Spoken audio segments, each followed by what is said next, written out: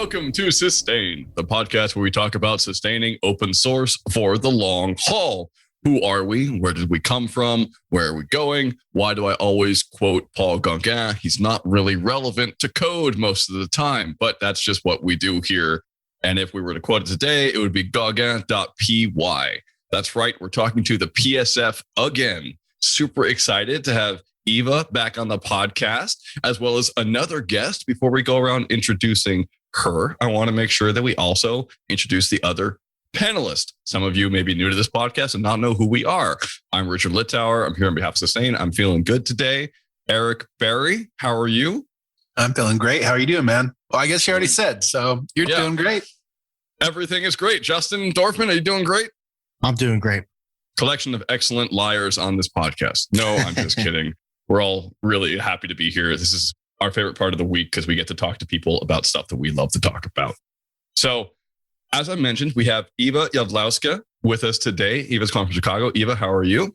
I am fabulous. It's Friday. I'm not sure when this will air, but it's a great day. It'll probably air in around 2 to 3 weeks. That's around the time we have for the lag. For those of you who are listening who are like, ooh, that doesn't sound too bad, feel free to suggest more guests and we can have a better backlog. Ewa is the executive director for the Python Software Foundation. This is one of those really large foundations that basically manages a whole bevy of projects. One of the main ways that they get their funding is through PyCon. PyCon is an annual, COVID caused some issues, but I think they had one virtually, but basically an annual conference where people come and get to talk about the things they love about the Python ecosystem. Today, we're going to talk about how this conference works. And in order to do that effectively, we've brought on another guest. Jackie Augustine is the events director for PSF. Jackie, how are you doing today? I'm doing great. As Ewa mentioned, it is Friday. It is a wonderful day where I'm talking from. So I'm glad to be enjoying it, starting it with you. Jackie, I can detect in your accent some Midwest vibes. I know you're calling from Chicago. Is that accurate? It is accurate. Born and raised, very Midwestern, and I guess I have an accent. It's a good thing. It's really cool. I have a New England accent. That's why I talk too fast. Sorry for all of you who are foreign English as second language learners. I know it's really hard to hear me speak. Ewa and Jackie, is there a reason that the PSF is like based in Chicago? Is that just a thing? I wouldn't say the PSF is based in Chicago. We just have actually 3 employees in the Chicagoland area. It just so happened that way. Actually, I used to work with Jackie at another organization. So that is how I met Jackie, which was actually probably like 13 years ago at this point in time, a long time ago. And, an opportunity arose for Jackie to join the PSF. And I've obviously experienced her work before. So we took that opportunity. And now Jackie runs PyCon US, which is a very exciting program for us. And we're absolutely thrilled with what Jackie does with it.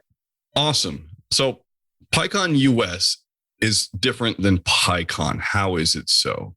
So PyCon is just the main term that people use to describe a Python conference. And not every regional conference uses the term PyCon, but it is trademarked. So it helps the PSF ensure that people that do put on these types of conferences, there's a code of conduct, ticket sales are reasonable. There are certain expectations that help it be more accessible to the community that we want to ensure. So that's why it's trademarked, and it helps us kind of maintain that kind of standard across the board. But other regional conferences definitely use the term Python conference or Pi, whatever conference. So you'll see a variety of those. Excellent. Your last conference, I know COVID threw us all for a whirl. Can you describe how that's been for you and what you've done since, say, last year? Because I'm just curious how you've adapted. Well, we were about 3 weeks, maybe a little over 3 weeks in 2020 when COVID first hit from conference that was to be held in Pittsburgh, Pennsylvania. At that time, we sort of ran with the concept of putting everything online. We didn't consider that a virtual conference, but we did provide content online. Super supportive support from our sponsors as far as providing content that we can put on a virtual expo hall on the website, and also the speakers to quickly record what they were going to be presenting at PyCon US. And we were able to put up pretty much of the content that we were going to provide in person. That happened within 3 weeks. We were like shocked. I think our eyes were like deer in headlights when that all happened. So then we took a step back and realized that moving forward that we were going to have to put on a virtual conference. We didn't want it to be just what we did for online content for 2020. So the process began of comparing all the virtual platforms that were now available for everybody to use within that year. And it was a difficult process, mostly because when I first compare, there were pieces that we were focusing on, and then all of a sudden everybody's enhancing their platforms and adding new features. So we had to revisit that comparison numerous times before we actually made a final decision to go virtual with PyCon and which platform to use for 2021. And I think we, in hindsight, now that it's over, I think we picked the one that worked best for our conference. We did focus on a few pieces that we wanted to make sure were highlights for the event. And I think it worked. What platform did you end up going with? We ended up going with Hubolo, which is an event platform that really focused on the pieces that we wanted to make sure were available. And that was networking, to provide that hallway track concept for both the attendees and then also sponsors to connect with attendees. That is the main reason that they attend conferences, is to really get in front of attendees that are going. And they had the best option that I found for multiple ways of networking. How did the sponsors, what was their feedback on the hall track / expo hall virtual experience? Overall, I think it was very positive. I think they were pleased with the amount of content they were able to provide on the virtual platform, which is not the case in a lot of different experiences that they've had. I do think they enjoyed the way the networking went and the amount of contact that they had with the attendees overall over the 3 days.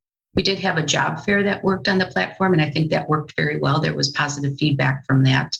To put that on virtually was something that's not always successful. Overall, it was positive. There's always some hiccups in there, but I think overall we had positive feedback from them. I think the most interesting part of where we were in this timeline is that PyCon US 2021 was fairly late in the game in terms of all the virtual events that had already been happening. So we've already received a lot of feedback from people as to what they kind of expected.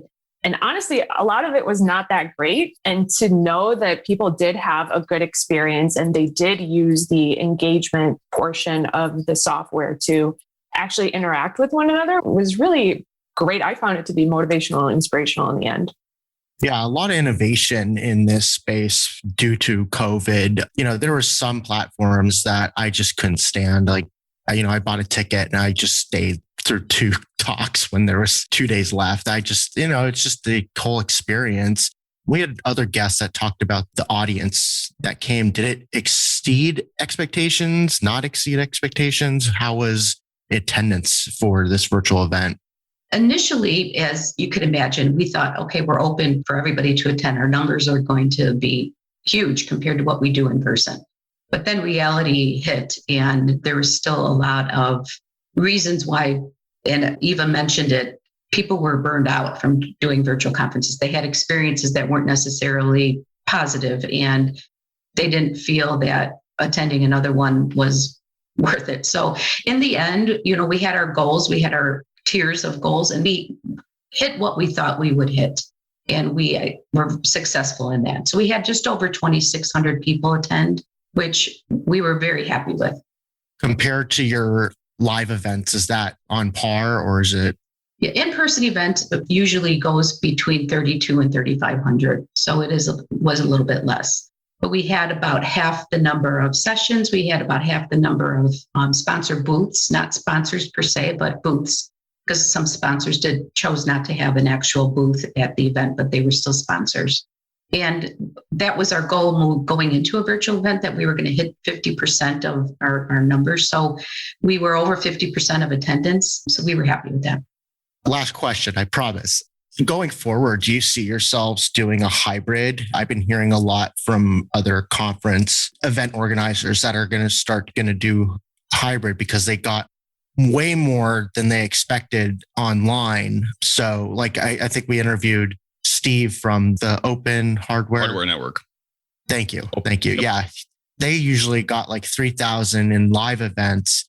And then online, they got like 10,000. So they're like, yeah, going forward, we're going to do hybrid. So is that the plan with the PSF, or are you just going straight back to live? That is the $1 million question for sure right now as we start planning. I think the question that we're asking ourselves is, do you actually take that component out in their ability for anybody to attend, whether they feel comfortable traveling or not? And we feel that there will have to be some form of online component to the event as we move forward, especially the first couple of years, whether that's going to be a full type of conference or will there be streaming of the keynotes and some of the sessions where content can be viewed. We haven't made that final decision moving into PyCon 2022 yet. I mean, one of the things that we really have to take into consideration. So, for example, prior to the pandemic happening, PyCon was, yes, did things change and kind of grow over the years? It's been a cookie cutter experience. So we were able to run it on a shoestring budget, right? Like there were literally probably 2 people, myself for a very long time, that were just running it with many volunteers, obviously helping. But now, Jackie is going to have an assistant that we're going to be hiring soon, which is still only 2 people to run a major conference. When you add something like a hybrid event, you're really planning 2 events at the same time. So that really changes up how we're able to do that with the resources that we have. So a lot of things go into consideration when that decision will be made. I know that you two are not in the business of looking at the conference ecosystem as a whole, because that's a different science. But you're representing PSF, and PSF needs to do what it needs to do to be able to do the amazing stuff it does by supporting maintainers. That's a lot of work going on. It's not just organizing conferences, just one of the ways that you get paid. At the same time, we've had this wonderful watershed moment where COVID has forced us all to stay home, which is inarguably better for the environment. And this podcast is called Sustain. I mean, we tend to focus on sustaining open source software in the long haul, but that also involves sustaining the planet. And I know that doing a hybrid event is a step towards that, because it's allowing people to stay home so that they don't have to fly all the way across the world or across the continent or drive 20 minutes to a conference center. I'm just curious, has an ecosystem level analysis of like what PSF does and what your conferences are influence your decisions at all? And is there anything you're doing to make it more sustainable ecologically? Well, we did begin forming a sustainability committee in 2019, but then COVID hit, so they didn't get any momentum going. And I'm hoping to bring that back into really making that an awareness that we provide at the conference for everybody and work on that. Some of the things that we're doing or planning on doing is like the swag papers and all that is going away moving forward. So we're taking the steps. We work with the convention centers as well and make sure that they are doing their part in the sustainability and things like that. So there are steps. That's definitely a core part of site visits that Jackie, does, and checking on that kind of aspect of not only the convention center, but, the city itself. And I guess one of the things is PyCon isn't always able to afford a city that's easiest for everyone to get to with just like a single flight. We're what we consider usually second tier cities where sometimes it takes 2 flights to get, which is unfortunate. So, hopefully in the future, we can help balance that out. Yes, it's been wonderful for the environment that we've all kind of had to reset and stay home. But I also think that's going to have a little bit of an adverse effect, because now everyone is going to be like, oh my gosh, I want to be together, whenever that can happen. So Steve Helvey's Open Hardware Network conference got so many people, partially because all of a sudden there were tons of Chinese developers who were able to attend the conference. I'm curious if the same thing happened here. I don't think it did, honestly, that we're able to get that much. We did have a larger international attendance at the conference. I don't have exact stats in front of me, but it wasn't what we expected initially when we first started talking. But I think it was because of we were late in that season of virtual conferences. People were burned out. They really were. That makes sense. I mean, an in-person conference is irreplaceable. It's really nice to be able to see people, actually have real coffee at the coffee track, actually have real dinner at the dinner track. I mean, you can't virtualize food yet. So I don't know why that sounds so ominous. It just did. Looking at PyCon US and looking at, the sponsors trying to get a bang for their buck, trying to help out the community and also get their ads placed. And then the participants trying to get in front of other programmers to talk about really cool stuff that they're making, or just trying to network, find a job. Can you speak a bit more to the value of these conferences for the ecosystem as a whole? What would happen if we just never had them again? What's the value in them? Richard, you and I have spoken about this in other conversations, how unless you're able to have that hallway track, it's not a useful experience for you personally, right? And I feel like actually there are hundreds of people that attend PyCon that probably never go to a talk. All the value that's there for them is to network with people, to talk about their projects with people, to, have their projects be seen and tested, whatever the case might be. And that is the majority of what the conference is for them. And for others, it is getting a job. It is sprinting on a project, which, PyCon US has 4 days of sprints when it's in person, at least, which is very impactful for projects large and small, even for small projects that can attract new contributors and maintainers, which is very important for the sustainability of their project and open source in general. So I think there are a lot of components to the impact of the environment. I don't know if you want to add to that, Jackie. Well, just to hit a little bit on the sponsors and why they sponsor, mostly which I have found in my years here is they are sponsoring because they support Python and they support what the PSF is doing. All these sponsors have their budgets for events and getting themselves in front of the community.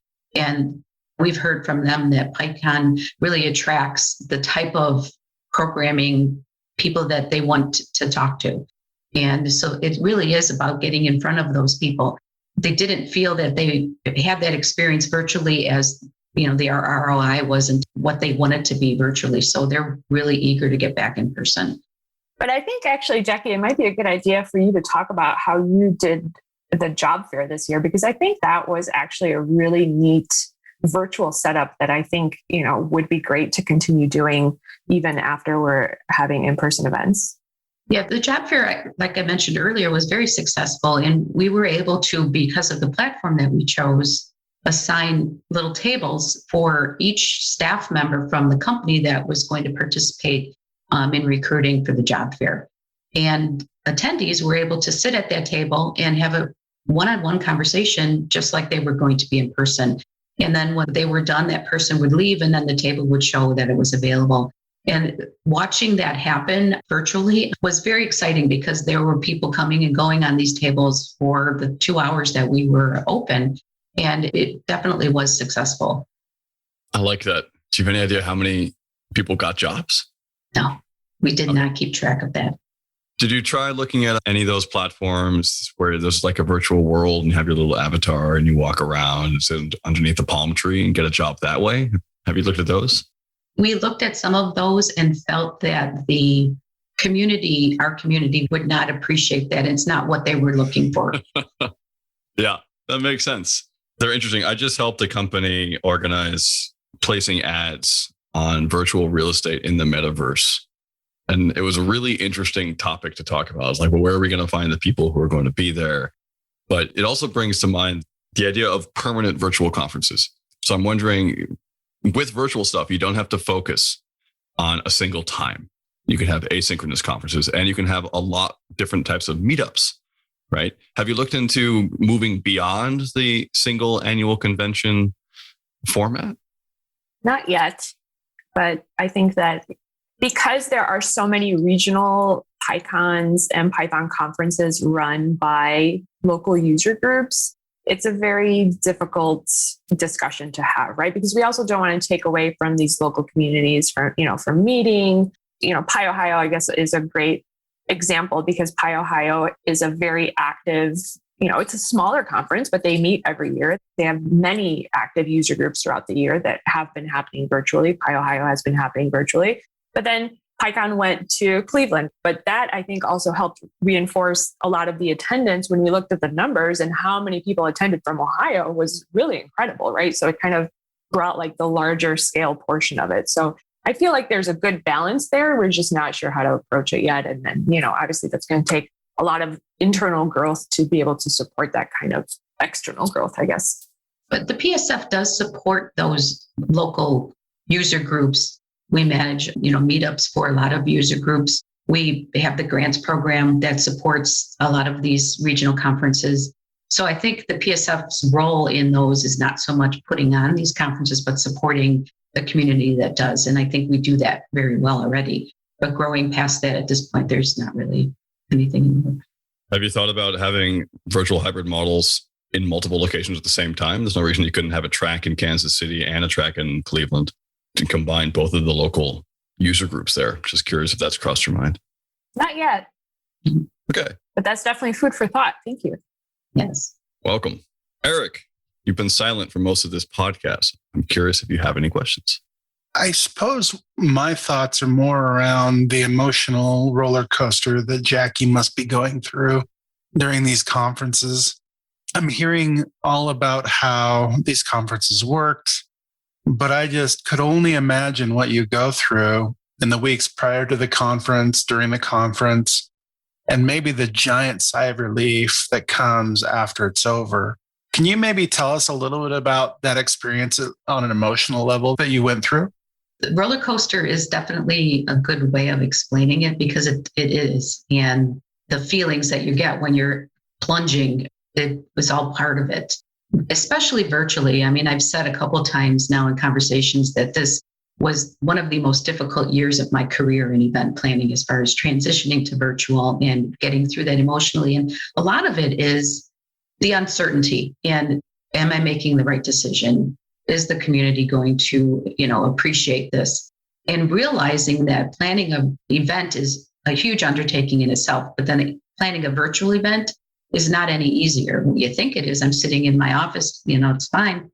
But the roller coaster being the amount of content that they want to put and gathering all that and presenting it in a way that is going to be beneficial to everybody that's watching it from their homes. And then when the time it comes to start and, you're in charge of pushing that button to say, okay, we're opening.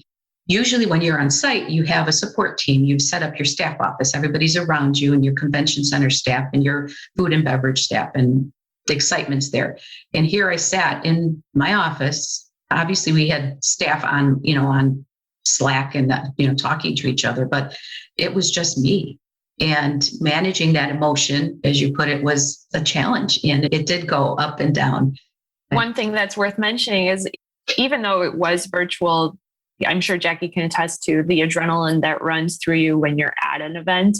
I did feel some of that happening even virtually through the weekend that we had, mainly because, the interactions that we had on staff and just watching Twitter, which also sometimes could be a dangerous thing, but it was just really great to see the positivity, which kind of helped us feel like we're on cloud nine. Is there something that you learned through this process that you didn't expect that you can take to the next one and say, okay, I got to remember this because it was an issue last year? Absolutely. Knowing that it is not simple to plan a virtual event and that the content needs to be structured in a way that is accessible. And we did it too quick. So there were lots of things. People are still moving, whether they're physically in a convention center or not. And I think that was one thing that we learned through this is the content needs to be spaced a little, realizing that people are still moving, whether they're sitting in their office or not. One of the things that's so great about being at a conference is the ability to exercise agency, to leave a talk, to give a talk, to introduce yourself to someone, to go for a walk with someone, to go to dinner. And there's none of this when you're on a virtual event. It's either watch or don't watch, pretty much. Sometimes it's type or don't type. And it just doesn't have the same hit to the individual. And when Eric was talking about the emotion and asking around that, it made me wonder about the emotional experience of attendees. And I'm curious if there's any way you've made or you plan on making it easier for people who come to the conference to join in the decision-making process for PSF, to join into working groups and feel like they're part of something bigger than just watching a talk. And how has that shaped how you're planning future models?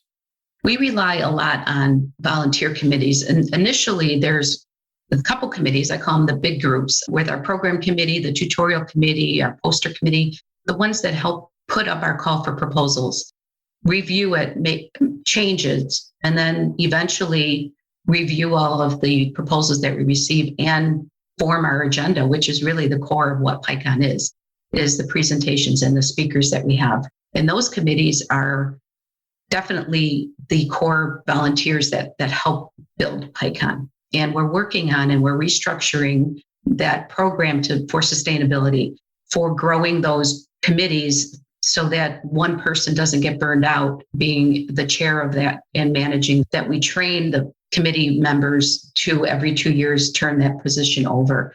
And we're really working on restructuring how we're approaching that and the recruitment of the volunteers so that there's more information out there. Because right now, currently, it's been sort of one-off requests of volunteers. Would you like to join? We would like to have that more sustainable and out there. So that's in the process of happening. Super exciting. I like that a lot. What are you most excited about in the future for the next PyCon?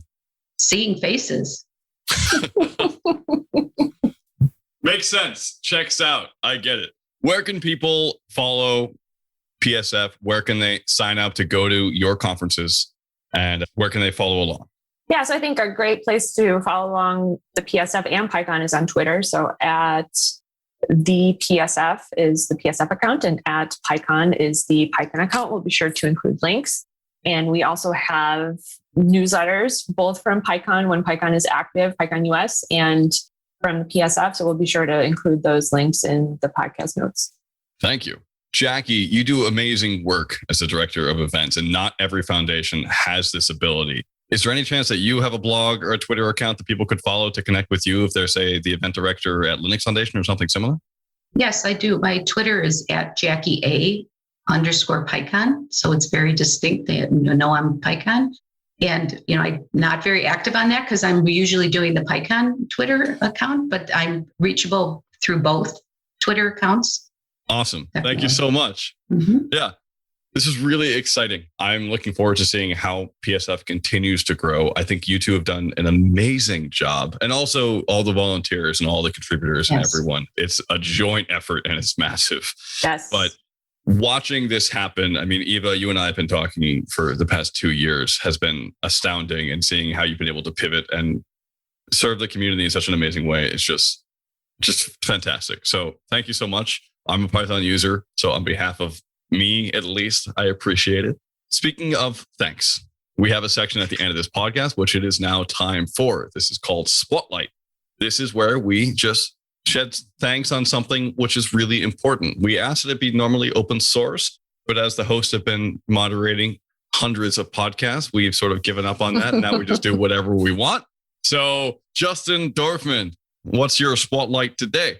There's this LinkedIn 2.0 site that just launched. It's called polywork.com.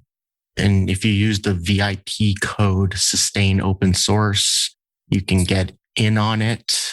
It's like a changelog for all the cool stuff that you did at your current position or positions in the past. So you can go oh yeah, I remember doing that. So yeah, polywork.com, code sustain open source. Very cool. Thank you. I'm pretty sure you got that keyword. So thank you for that extra legwork. That's amazing. Eric Berry. I'm an older guy. And if you remember back in the early 90s, late 80s, these text-based games were super fun. And I used to play this one game called Trade Wars all the time back in the day. And I find myself wishing that I could find something like that, which I did. And there's a website, pardus.at, Pardus. And it's just this really fun, casual space game that you can just click around and trade resources. And it's really just a game to play and not to win. So for me as a developer wanting to just step away for a quick moment and refocus on something that doesn't hurt my brain, that's a great way to go. Excellent. Love that. I miss MUDs. My spotlight today is Bohemian Bakery. Pretty much every Wednesday, Thursday, Friday, Saturday, and Sunday between the hours of 10 and 1, I walked around the block to my local bakery, exchanged surly remarks with Annie and Robert, the proprietors, and got my cortado to go. And it was basically the best part of my life until 2 weeks ago when that location shut down. Oh, no. And today, right now, 38 minutes ago, I wasn't at the grand opening of the new location downtown. And I'm going immediately after I leave this podcast to go get my drink. And I'm so excited. So I just wanted to point out that Bohemian Bakery is the best place to get baked goods and coffee in Montpelier. For those of you who come to our bustling metropolis of 7,000 people, you must check it out. Very exciting. That's my spotlight. Ewa, what's your spotlight? I feel like mine are not as exciting as these. So I guess for me, taking it back, because I think, Richard, you mentioned something quite interesting earlier by saying that the PSF, doesn't necessarily worry about the whole open source sustainability of events, but we have definitely been talking about it. And there are software platforms out there that do try to make it easier, for example, to run an event, to put up your website, to deploy your website, whatever the case might be, is an actual effort that maybe volunteers don't have the time to do. So PyCon actually the PSF has funded both of these projects, but Registration and Symposium are two software, and I'll be sure to include links as well, are two platforms. So Registration is a registration, but with an S. So it allows, conferences to be able to sell tickets, to be able to do add-ons, all sorts of things. And PyCon has developed on top of that. So we've been using that since. And that was developed by a community member and funded by the PSF, which is kind of cool. And Symposium, which is actually really historical for us, it is just a conference management solution. So you could do like proposals and things like that. And that is something that PyCon started running on, I would say probably in 2010, if not earlier. So yeah, and also funded by the PSF. So there are platforms out there that do try to, approach that sustainable aspect of running a conference. And I feel like the PSF can definitely continue funding these kinds of projects, and we hope to do so in the future. Love it. Thank you, Ewa. Great ones. Jackie, what is your spotlight today? My spotlight is sustainability for everything that the PSF does, and the ability to have this position, not being a programmer, not being, knowledgeable in all these platforms that you're talking about, but the ability to watch it all happen and to learn from the community has been wonderful. I do want to do a shout out to some of our work groups. Our diversity and inclusion work group, I think, is really helping to broaden the knowledge of open source and the PSF. And I think that's a really important piece. And they're really gaining some steam. And I'm glad to be part of that work group. So there's things like that I'm watching happen within the community, and working and having these goals are really an important piece. So awesome. Thank you. Thank you both for coming on. It was really great to hear your thoughts on PyCon and organizing conferences today. Listeners, if you also have thoughts on these things, please check out the sustainoss.org discourse. We have a forum where you can talk about anything related to sustaining open source, including conferences. We also have working groups. We don't have one at the moment for event coordination, but there's no reason that we couldn't. So if you're interested in setting one up, I think the discourse is probably the best place to go. We also, of course, have a Twitter account. And if you tweet at sustainoss, we're more than happy to retweet, send along, and try to find the right person to answer whatever questions, comments, or well wishes, or Hail Marys, or other invocations of the gods you would have. So please send them our way. Again, Ewa, Jackie, it was a pleasure. Thank you so much. Thank you. Thank you so much for having us. Yeah.